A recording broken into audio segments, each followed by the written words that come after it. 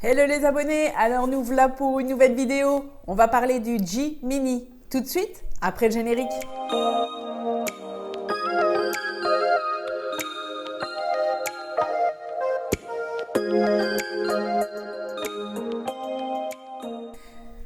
Comme je le disais tout à l'heure, on va parler du G-Mini. Alors il y a des bruits qui courent et je vais les prendre au vol et on va en parler. Je vais le comparer d'ailleurs au Spark parce que le Spark j'en ai un à la maison. Et comme il est petit aussi, on va regarder quelle est la différence entre le Spark et le G-Mini. On va faire la comparaison. Alors on va commencer déjà par le poids. Alors le poids du G-Spark, il est de 300 grammes. Alors celui du G-Mini, il est en dessous de la barre des 250 grammes. Pourquoi? Parce qu'en fait ici en Europe, nous on doit enregistrer nos drones à partir de 800 grammes. Donc 800 grammes et au-delà, on doit l'inscrire et mettre le numéro sur le drone. Par contre, dans d'autres régions, comme aux États-Unis par exemple, eux, à partir de 250 grammes, c'est la limite. Au-dessus, tout doit être enregistré et tout doit être noté.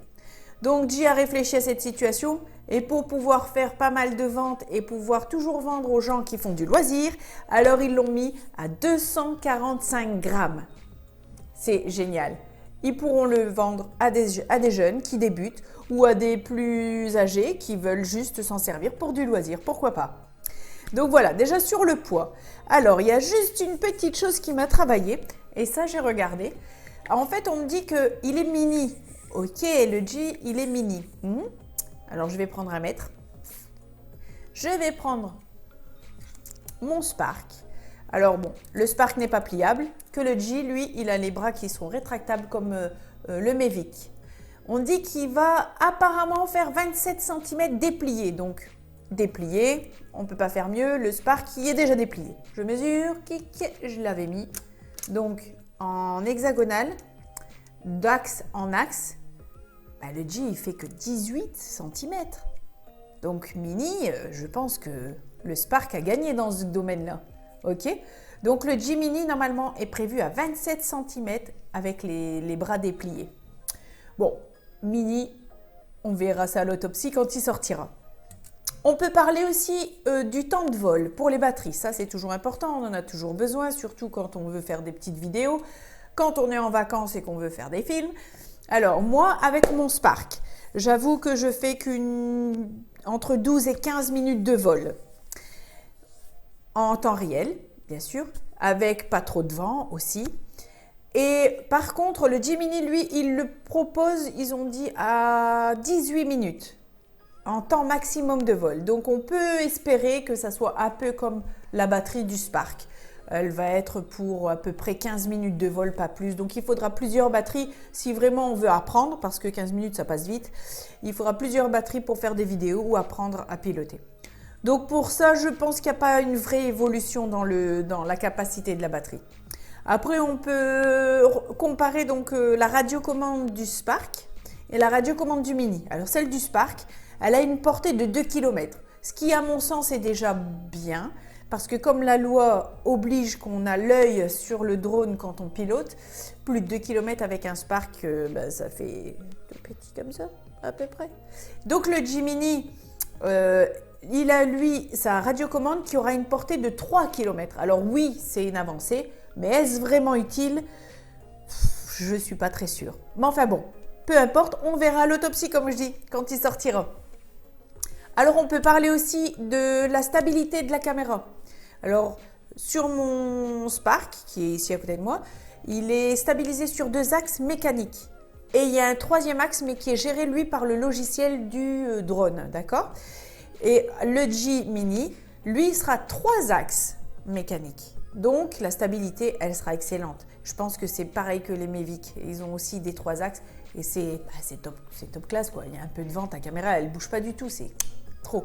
Bien que celle du Spark, pour moi, jusqu'à maintenant, j'ai été sur les plages du Nord où il y a parfois un peu de vent. Je ne dis pas que je l'ai sorti en bourrasque, mais avec du vent, il tient bien. Donc, je pense que pour à 3 axes, ça va être encore plus level up. Après, donc, la caméra d'un Spark filme en HD, en Full HD, mais on ne peut pas vraiment sélectionner autre chose. Et il est en 12 mégapixels pour les photos. On le compare à celui des bruits qui sortent du Gemini. Alors le Gemini, il paraît qu'on pourra choisir donc entre le 4K à 30 images secondes, on pourra choisir entre le 2K 60 images secondes ou le 1080 avec 120 images par seconde. Ça, c'est génial pour des ralentis et tout ça, je pense que ça doit le faire. Alors aussi, donc pour l'image, bien l'image, il est à 12 mégapixels, donc il n'y a pas vraiment d'avancée pour les photos en fait. Voilà, donc on a comparé le Spark au Gemini. Maintenant, il faudra voir à l'autopsie parce que c'est vrai qu'il devrait être plus léger. La taille pour moi, elle est un peu plus grande parce que le mien 18, l'autre 27, c'est beaucoup plus grand. La caméra 3 axes, celle du Spark, elle en a 2, mais un troisième géré par logiciel. Il faudra voir comment ça se comporte. Et puis alors la qualité photo-vidéo, ça c'est... Ouais, il y a un changement quand même bien avancé. Maintenant, je vous encourage à me dire si vous l'avez acheté et que vous avez l'occasion de l'essayer, mettez-moi vos commentaires dans les descriptions. Ça m'intéresse toujours de savoir. Si j'ai l'occasion, bien sûr, je le testerai et bien sûr, je donnerai mon avis par rapport donc à mon Spark et au Gemini. Mais à mon avis, le Gemini est prévu pour remplacer le Spark. Le Spark n'est plus tout jeune. Ouais. Alors, on va parler prix, parce que ça, j'y ai pas encore parlé. On va parler prix. Le Spark, il est sorti à 599 € et le Gemini devrait sortir à 399 $. Donc, je pense que ça sera aussi dans les 399 €. Je pense que ça ne va pas beaucoup changer. Voilà. Alors, bon vol à tous les pilotes. Et puis, donnez-moi de vos nouvelles. N'oubliez pas de me suivre sur tous les réseaux qui sont dans ma description. Et puis, le pouce bleu, ça fait toujours plaisir. Allez, ciao!